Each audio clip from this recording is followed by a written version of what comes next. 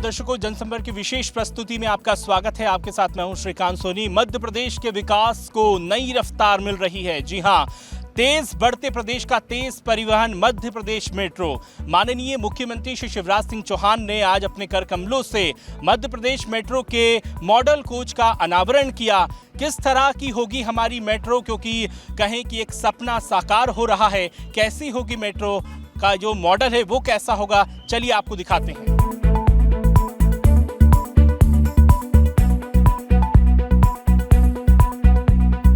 ये आप देख रहे हैं मेट्रो का जो मॉडल कोच का अनावरण हुआ है। तो ये मॉडल कोच है जिसमें यात्री जो है, पैसेंजर्स जो है सफ़र करेंगे मध्य प्रदेश मेट्रो में, और इसकी विशेषताओं के बारे में भी आप से समझेंगे। सबसे पहले हम यहाँ पे जानते हैं किस तरह से ये मेट्रो जो है ऑपरेट होगी। ये एक ड्राइवर डेस्क है और उसको हम बोलते हैं नॉन ड्राइवर डेस्क। इस ड्राइवर डेस्क में यहाँ पे हमारा जो MCH रहता है, ये हमारा ट्रैक्शन और ब्रेकिंग के लिए हम यहाँ पे यूज में लेकर के आते हैं। इस ड्राइवर डेस्क में जो ड्राइवर को जो सुविधाएं जो मिलनी चाहिए और जो उसको फैसिलिटीज़ ट्रेन को चलाने के लिए मिलनी चाहिए, वो सारी फैसिलिटी यहाँ पे अवेलेबल होती हैं।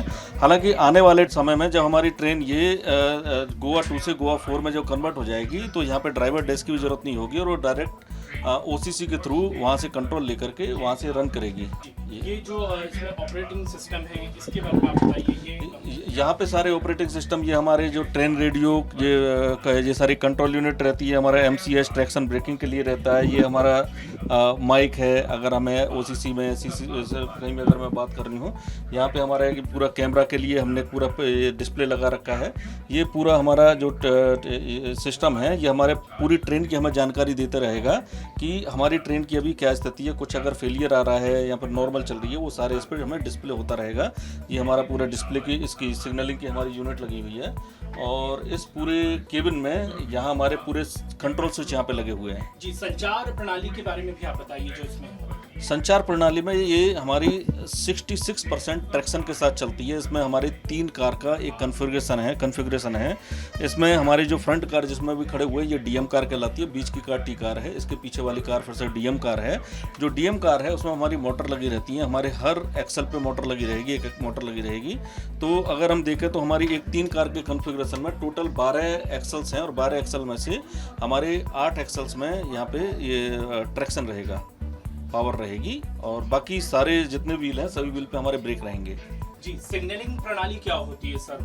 सेफ्टी को ध्यान में रखते हुए ट्रेन को हमें कितनी दूर पे हमें ये ब्रेकिंग लगानी है यहाँ पर इस तरीके से, तो उसमें हमारा सिग्नलिंग प्रणाली पूरे उसमें व्यवस्थित प्रणाली रहती है, जो एक आज ऑटोमेटिक प्रणाली है। और बाकी हमारे यहाँ पे ये डिटेनमेंट डोर लगा हुआ है। इमरजेंसी केस में ये हमारा आपातकालीन निकास है।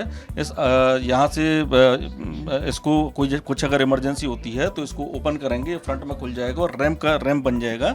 उस रैंप से यात्री उतर सकते हैं। ये जो यूनिट है इसके बारे में भी ये इधर हमारी ये ऑक्सिलरी यूनिट है, जो हमारी सुविधाएं हमारी इधर दे रखी हैं। तो कुछ हमारा इधर जो हमारे डोर वगैरह ओपन करने के लिए, जो इस साइड के डोर हैं उनको ओपन करने के लिए हमने स्विचेज वगैरह इधर लगा रखे हैं। हमारा जो ये पार्टीशन डोर है, जो हमारी गोवा 4 में जाएगी, तो ये पार्टीशन डोर यहाँ से हट जाएगा, ये सीट भी यहाँ से हट जाएगी और ये पूरा हमारा पैनल ये पूरा कवर हो जाएंगे।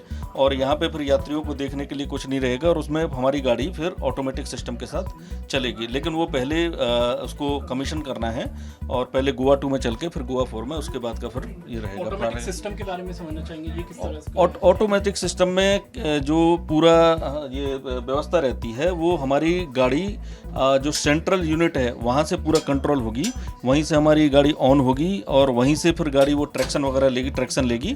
और उसके बाद इसमें ड्राइवर की ज़रूरत नहीं है। ऑटोमेटिक गाड़ी को पता रहेगा कि हाँ दूसरी गाड़ी हमारी कितने आगे है। वो सिग्नलिंग सिस्टम से, जो इसमें सिग्नलिंग प्रणाली लगी हुई है, उससे इसको पता रहेगा कि हमारी सामने वाली गाड़ी कितनी दूर है।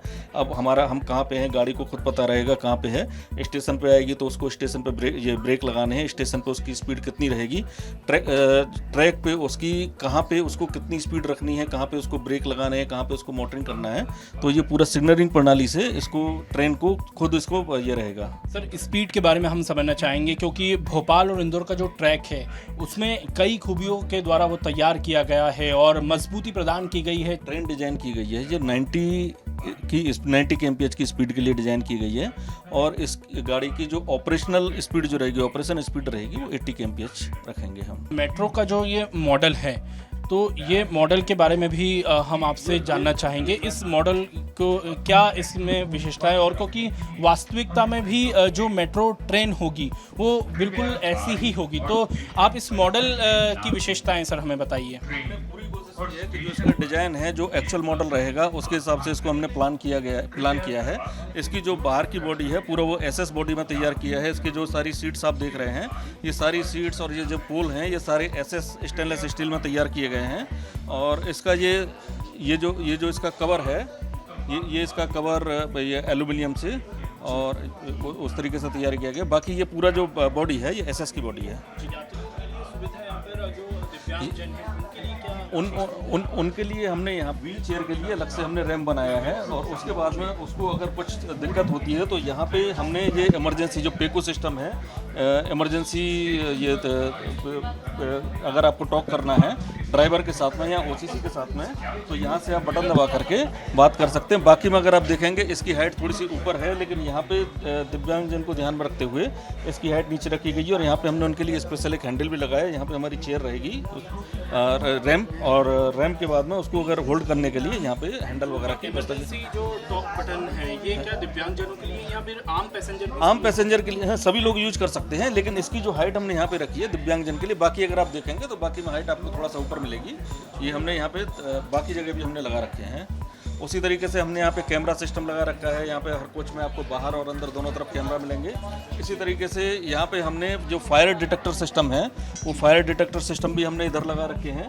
और इसके अलावा फायर डिटेक्टर सिस्टम जो वाला सिस्टम है, जो इसके अलावा जो इलेक्ट्रिकल क्यूबिकल्स हैं, उन इलेक्ट्रिकल क्यूबिकल्स के अंदर भी फायर डिटेक्टर सिस्टम्स लगे रहेंगे। और यहाँ पे हमारा जो एसी कंट्रोल यूनिट है उसके अंदर भी फायर डिटेक्टर सिस्टम लगा रहेगा। अगर हमें कुछ स्मोक अगर ऑब्जर्व हो रही है, ट्रेन को अगर ऑब्जर्व हो रही है, तो वो बाहर से फ्रेश एयर डैम्पर को बंद कर देगी, ट्रेन खुद स्वयं उसको बंद कर देगी।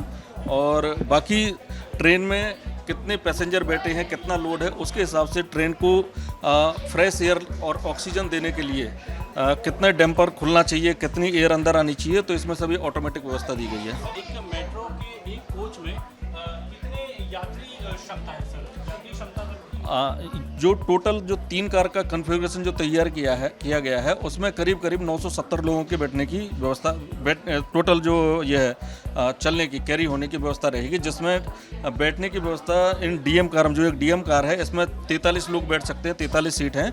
और जो बीच का जो टी कार रहेगी उसमें 50 लोग बैठ सकते हैं। पूरी ट्रेन में 970, एक कोच में करीब 330 के आसपास लोग रहेंगे। टोटल कैरी करने की क्षमता है, बैठने और खड़े होने के हिसाब से 330 के आसपास इसकी क्षमता है। ओवरऑल 971 का है। तो 330 यात्री एक कोच में बैठेंगे और जो सफ़र होगा वो बेहद ही सुहाना होगा, आरामदायक होगा, सशक्त होगा और महिलाओं के लिए भी विश्वसनीय होगा। तो भोपाल मेट्रो का जो मॉडल कोच है उसका आज अनावरण हुआ है और आपने ये देखा है कि कितनी विशेष टेक्नोलॉजी यूज़ की गई है ताकि सफ़र जो है वो आरामदायक हो, सुहाना हो। तो शहर की प्रगति का प्रतीक बनेगी भोपाल मेट्रो। जनसंपर्क की विशेष प्रस्तुति में इतना ही। आप जुड़े रहिए हमारे साथ। नमस्कार।